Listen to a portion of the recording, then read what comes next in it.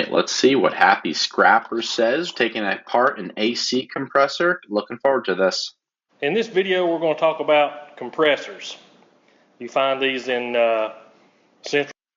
I love that he has different sizes, just illustrates the different things that are there. We've seen videos and done videos on these before, so interesting just to see the different sizes. For instance, this little round one came out of a industrial refrigerator like you'd see in a restaurant.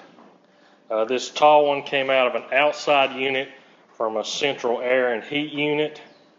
And the most common is this little fella here, and he came out of a...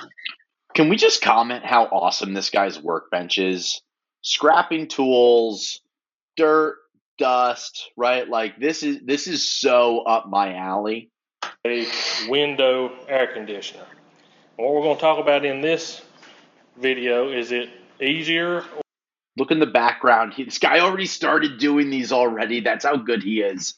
Better price-wise to take them whole to the yard and get the compressor rate for them, or is it worth it to break them down and get the copper and then take the rest as shreds? So let's tear into these. And I would never sell the steel as a shred. I would always sell the steel as an unprepared number one because of the thickness of the steel. See what of how to do these. Most of the other stuff I don't show breaking down because it's basically just a matter of taking some bolts loose.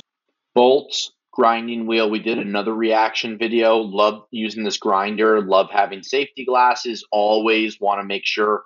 Some people take the guards off the grinders. There's a reason the guards are there. I know people don't like safety gear, but you also don't like getting hurt. Come off the copper. Again, let's not talk about the copper. We know it's going to be a pound or two. Look at the thickness of the steel. This video to me is more of a video about the steel than it is about the copper, because if you do take these apart, you can upgrade these.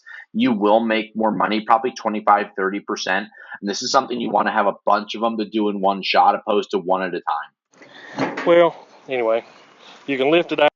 He didn't cleanly lift it out, but if you did see, there was oil residue on the bottom there, so careful.